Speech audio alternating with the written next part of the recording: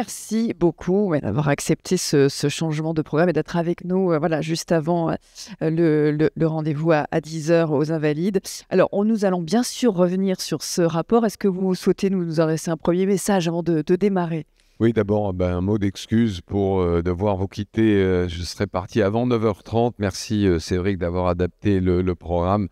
J'espère que j'aurai l'occasion dans d'autres lieux ou d'autres circonstances vous dire les choses un peu plus longuement. Avec grand plaisir. Alors, nous allons revenir plus précisément sur ce rapport qui est classifié, Cédric l'a rappelé. Donc, le rapport est confidentiel aujourd'hui. Peut-être que vous pouvez nous dire deux mots sur le pourquoi de ce rapport et pourquoi maintenant. C'est le président de la République qui vous l'a commandé, c'est bien ça ? Oui, peut-être avant, pourquoi j'accepte d'en parler et le président de la République m'a demandé de le faire. Ça peut paraître un peu paradoxal.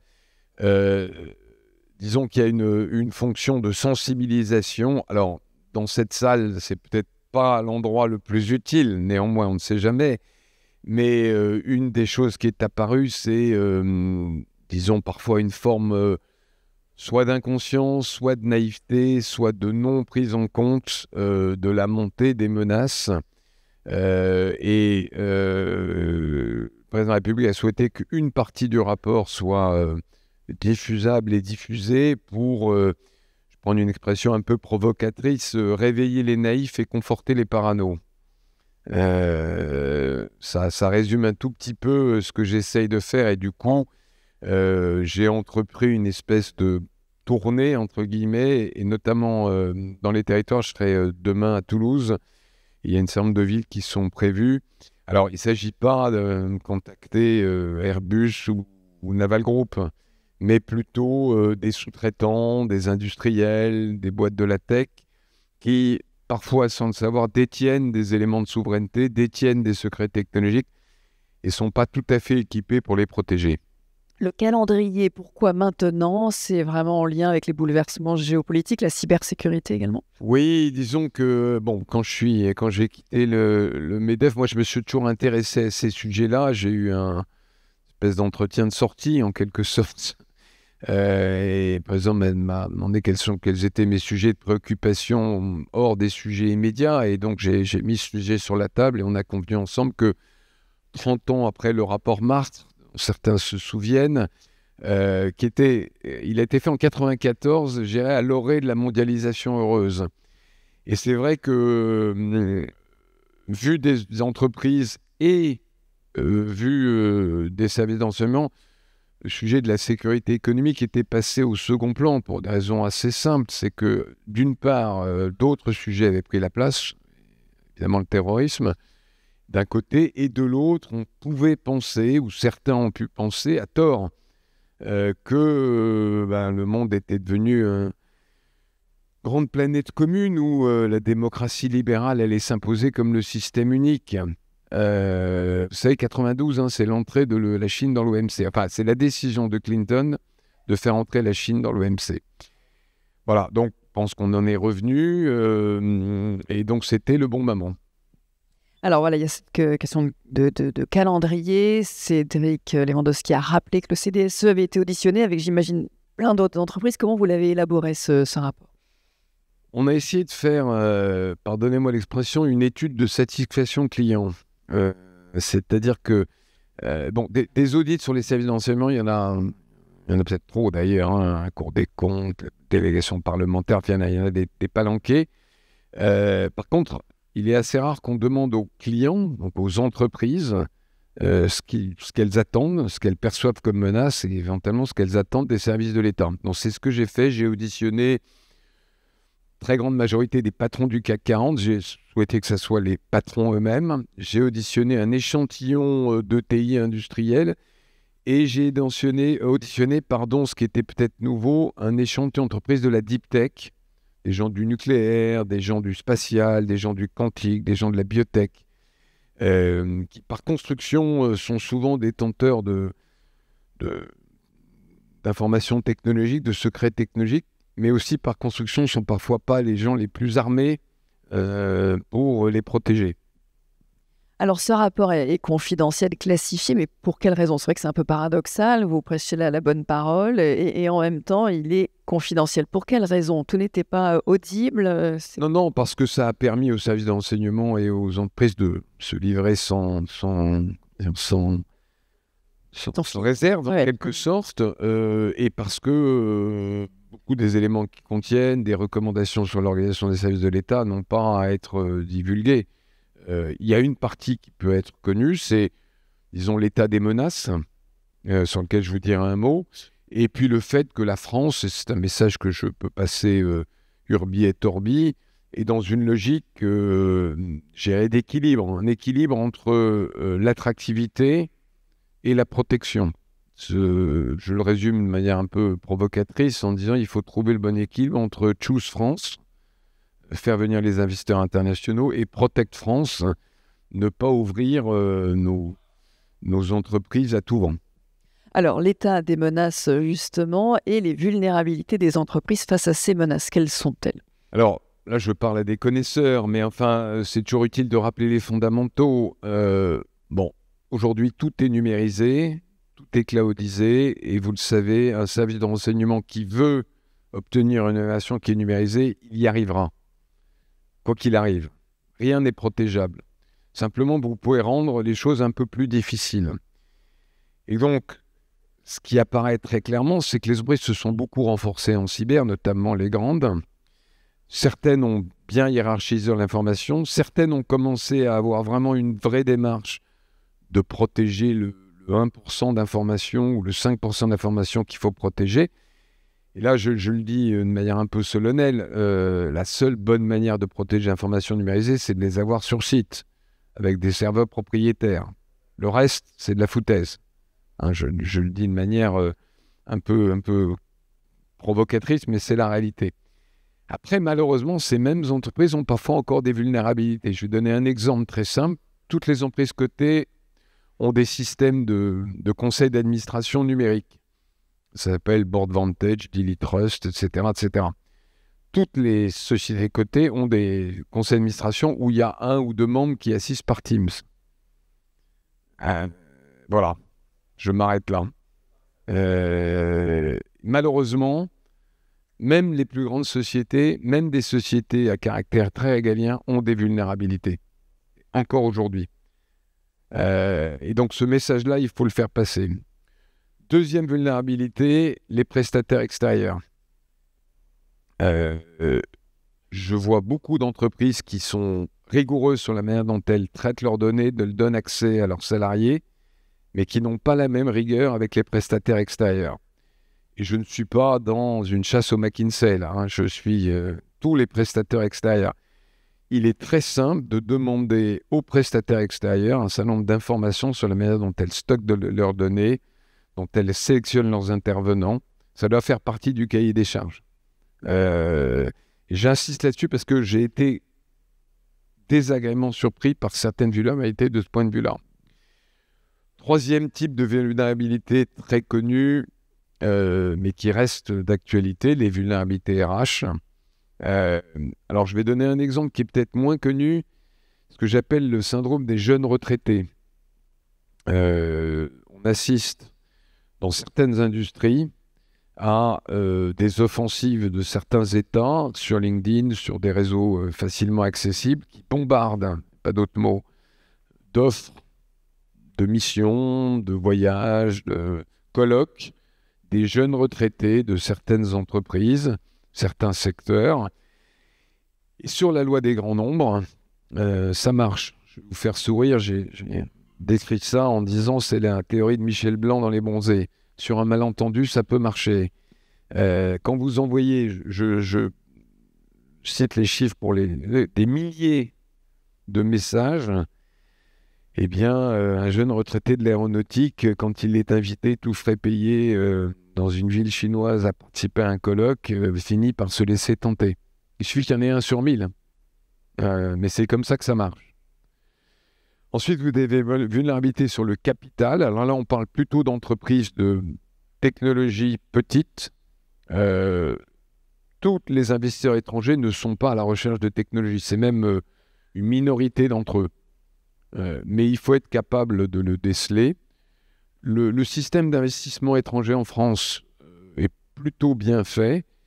Nous, on a simplement souhaité, enfin la mission a simplement souhaité que la France se donne d'outils qui existent à l'étranger. Je cite là aussi un exemple pour rendre les choses concrètes. Les Américains ont un système qui s'appelle le proxy board. Certains d'entre vous connaissent peut-être, qui d'ailleurs certaines entreprises françaises ont connu en tant qu'investisseurs étrangers aux États-Unis. Le proxy board, c'est un conseil d'administration bis en quelque sorte, composé de nationaux américains qui a un droit de veto sur un certain nombre de décisions.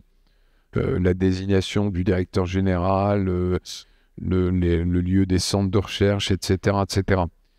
C'est un outil qui est parfaitement reconnu par les investisseurs internationaux et au fond, qui met de la clarté sur ce qui est possible de faire et ce qui n'est pas possible de faire. Donc, voilà le type de choses sur lesquelles on pense qu'il faut aller. Et puis, dernier élément de menace, beaucoup plus diffus, beaucoup plus compliqué, c'est la menace réputationnelle. Et notamment celle qui est instrumentalisée par certaines, je mets des guillemets, certaines ONG qui n'ont d'ONG que le nom de pays extra-européens dont le financement n'est pas forcément connu et dont le ciblage sur certaines entreprises de certains pays occidentaux amène des questions. Voilà. Je ne suis pas plus disert, mais je pense que dans la salle, certains d'entre vous voient à quoi je peux faire allusion.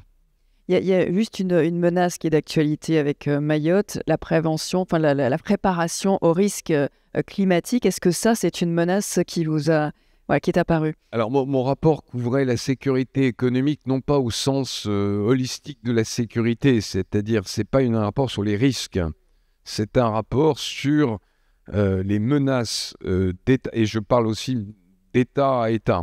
On ne s'est pas attelé à la concurrence qui parfois est pure et parfaite et qui parfois ne l'est pas. Alors, il y a évidemment une petite nuance, c'est que dans certains pays, les entreprises sont liées aux États. Et d'ailleurs, je fais une petite parenthèse pour dire la question de la nationalité des entreprises est un sujet complexe. Nos grandes entreprises, si on se réfère simplement à leur capital, on peut considérer qu'elles ne sont pas françaises au fond, puisque la majorité des capitales du CAC 40 est détenue par des étrangers. Et au fond, ce qu'on a conclu dans le rapport, c'est que ce qui fait la nationalité d'une entreprise, c'est le regard des autres. C'est-à-dire qu'une entreprise se reconnaît française, quelquefois se redécouvre française, quand dans le regard des Chinois ou dans le regard des Américains, elle est française. Quand la BNP prend 10 milliards d'amendes il y a quelques années, grâce à ou à cause plutôt de l'extraterritorialité du droit américain, c'est vers le Trésor français qu'elle se tourne en quelque sorte. Vous avez évoqué les naïfs et les paranos. Quel est le pourcentage des uns et des autres? Et est-ce que vous avez été surpris par ce pourcentage? Non, j'ai été surpris par plusieurs choses. D'abord, la montée des ingérences. Moi, c'est un sujet sur lequel, disons, je m'intéresse depuis plusieurs années. J'avais créé, en arrivant au MEDEF en 2018, une commission souveraineté et sécurité économique qui, à l'époque, avait fait peut-être lever quelques sourcils, étonnés, on va dire. Pour autant, malgré, disons, un certain intérêt pour le sujet, j'ai été surpris par la quantité d'ingérence. C'est-à-dire que, il faut le dire, je n'ai vu que des gens qui venaient me raconter les malheurs qui leur étaient arrivés. J'allais dire, je suis comme un curé qui confesse que des femmes adultères. J'ai l'impression que... Il y a un biais quand même. Voilà, il y a un biais. Et je suis conscient de ce biais. Néanmoins, il y a un chiffre que je peux vous citer, qui vient du CICE. Entre 2020 et 2023, le nombre d'alertes d'ingérence relevées par le CICE a été multiplié par 3. Alors, on peut toujours se dire que c'est parce que les services font mieux leur travail, ce qui est certainement vrai. Mais enfin, il y a une montée en puissance qui est d'ailleurs liée à la montée en puissance des tensions géopolitiques. On est dans un monde qui reste un monde d'économie ouverte, mais où tout le monde ne joue pas avec les mêmes règles. Là aussi, pour vous faire sourire, c'est un peu le rugby des années 70 quand les arbitres étaient tous anglais, quoi. On a l'impression de ne pas être arbitré pareil, quoi. Ben, c'est un peu ça. Et c'est d'ailleurs la grande difficulté des démocraties. C'est que, et des entreprises qui vivent en régime démocratique, nous, on a un état de droit, on respecte les règles. Or, ce n'est pas le cas de tout le monde. Voilà. Et c'est ça qui est très, très difficile à gérer. Donc oui, j'ai été surpris par ça. Pour répondre à la question sur le pourcentage de parano et le pourcentage de naïfs, j'ai quand même l'impression qu'une grande majorité des dirigeants des grandes entreprises, enfin des entreprises que j'ai rencontrées, et j'allais dire consciente qu'il y a une montée des risques. Par contre, tout le monde n'a pas pris les mesures, tout le monde n'a pas réorganisé l'entreprise, ne serait-ce que parce que ça coûte cher. Parce que, et il faut le dire, mettre en place une vraie stratégie de sécurité commune de l'entreprise, ça coûte et ça ne rapporte pas, comme tout système de prévention des risques. Ça permet de ne pas perdre, peut-être. Ça rapporte d'une façon, voilà. Non, mais bien sûr, ça rapporte parce que ça évite. Mais par construction, si vous voulez, au moment où on demande aux entreprises de sauver la planète, on demande aux entreprises d'être pures et parfaites, de faire du reporting sur tout, c'est un coût supplémentaire.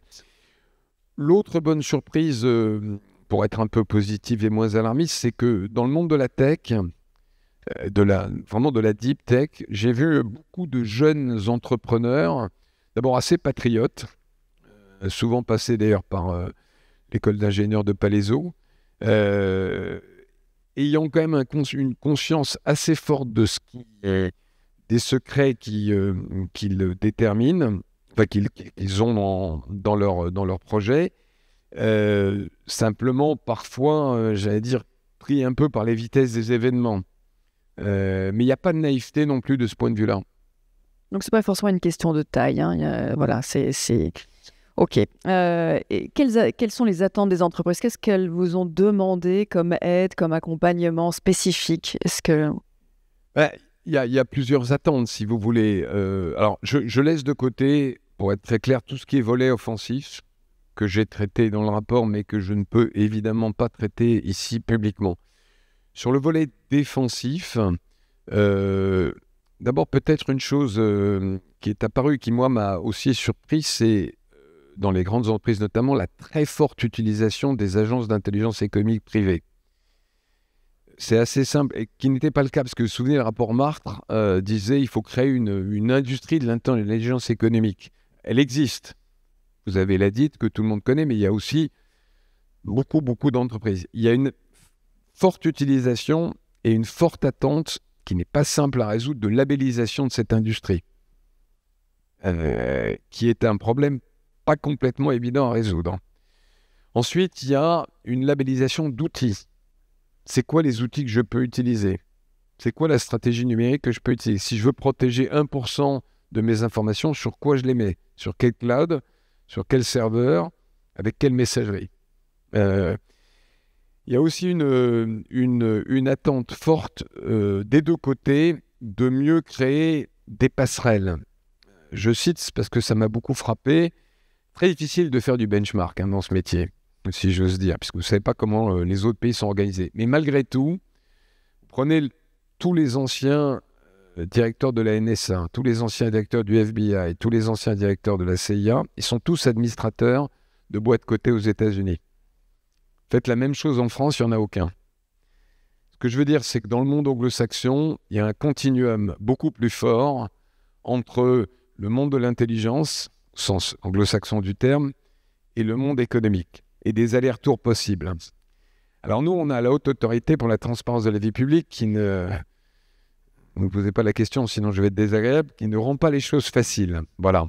Néanmoins, créer des lieux de discussion au plus haut niveau entre le monde économique et le monde du renseignement me paraît être un élément important, et il y a des attentes des deux côtés.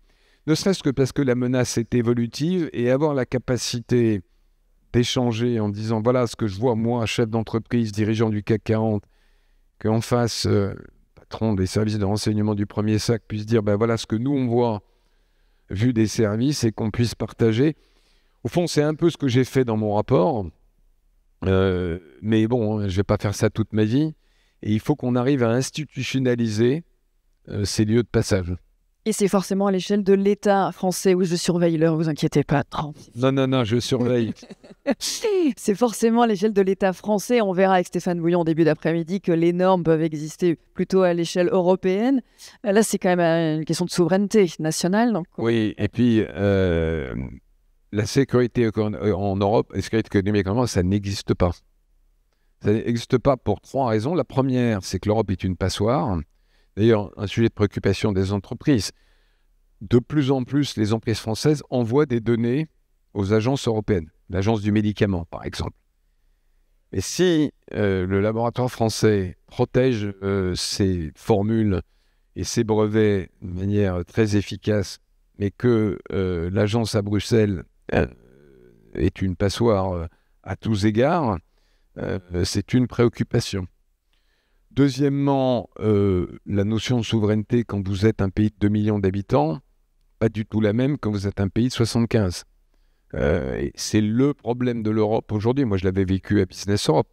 Et qu'il y a des stratégies qui sont très différentes. Et d'ailleurs, qu'on peut comprendre, quand vous êtes un petit pays, votre but, c'est d'avoir le maximum d'investisseurs chinois ou étrangers, et vous n'avez pas prétention, entre guillemets, à la souveraineté. Et puis, le dernier élément, c'est qu'on partage avec nos collègues européens des renseignements de manière militaire, en matière terrorisme, et en matière économique, on est parfois concurrents. Et donc forcément, c'est un sujet compliqué. Donc c'est vraiment à l'État de promouvoir des outils sécurisés, même au-delà des normes. C'est-à-dire qu'il a vraiment un rôle majeur. Ça reste un sujet national. Les priorités pour les entreprises aujourd'hui qui veulent sécuriser leurs données, par quoi elles commencent, les plus naïfs? Non. Non, mais c'est une question, mais vous connaissez ça par cœur, c'est qu'est-ce que je dois protéger? Si vous voulez tout protéger, vous protégez rien. C'est déterminer, la première chose à faire, c'est déterminer ce qui est vital, ce qui est à protéger et ce qui ne l'est pas. Et à partir de là, vous pouvez mettre les outils en place. Donc c'est vraiment ce diagnostic. Je signale qu'il y a une chose très simple qui s'appelle le diagnostic SecuEco, que le MEDEF avait mis en place, qui permet en une demi-heure de questionnaire de se faire un premier... parce qu'au fond, les 1000 entreprises, disons, bon, je fais un arrondi, qui sont en contact avec les services. Le travail est fait. Il faut l'améliorer, mais le travail est fait.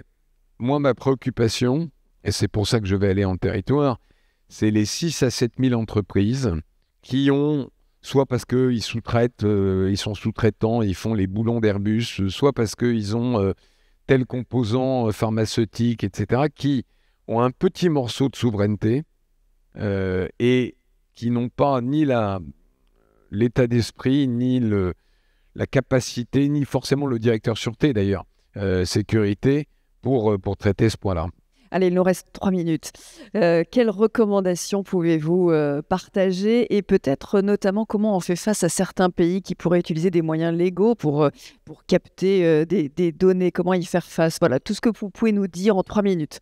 Alors, je ne vais pas rentrer dans les recommandations parce qu'elles sont d'ordre confidentiel, mais simplement, les principes, je les ai un peu évoqués. C'est le principe de trouver l'équilibre entre Choose France et Protect France. Et le deuxième principe, c'est celui de symétrie. Ne faites pas aux autres ce que vous ne voulez pas qu'ils vous fassent, mais dans l'autre sens. Et donc, si je prends des pays, disons, démocratiques, comme les États-Unis, qui ont une politique de souveraineté assumée, affirmée, et quel que soit le président, il faut avoir les mêmes outils. Alors, on n'a pas le dollar, malheureusement, qui est un outil de souveraineté extrêmement fort, mais l'ensemble des outils de souveraineté du droit territorial américain existent. De ce point de vue-là, la loi de blocage qui a été mise en place est un vrai outil. Mais il n'y a pas que ça. La Chine fait du droit extraterritorial. En ce moment, l'industrie cosmétique, pour ceux qui travaillent dans ce domaine, est victime d'une offensive très forte des douanes chinoises pour, disons, rentrer dans les secrets de fabrication, les secrets de formulation des produits cosmétiques européens. Donc, il faut être capable de dire, ben non, là, on y oppose. Là. Donc, c'est vraiment ça qu'on cherche à faire. Hein. La doctrine générale, c'est trouver l'équilibre entre attirer et protéger, d'une part, et pays par pays, être dans une logique de symétrie. Quelles sont les suites de ce rapport? Qu'est-ce qui va se passer après les prochaines étapes? Pour éviter que mon rapport serve à caler une armoire ou un bureau ou une C'est déjà commode, pas le cas, hein, vous êtes là aujourd'hui. et à la demande du président de la République, je fais une année de sensibilisation et de suivi des recommandations. Il y a eu pour la première fois, mois de juillet, quand j'ai remis mon rapport, un CDSN, donc un Conseil de défense et de sécurité nationale économique.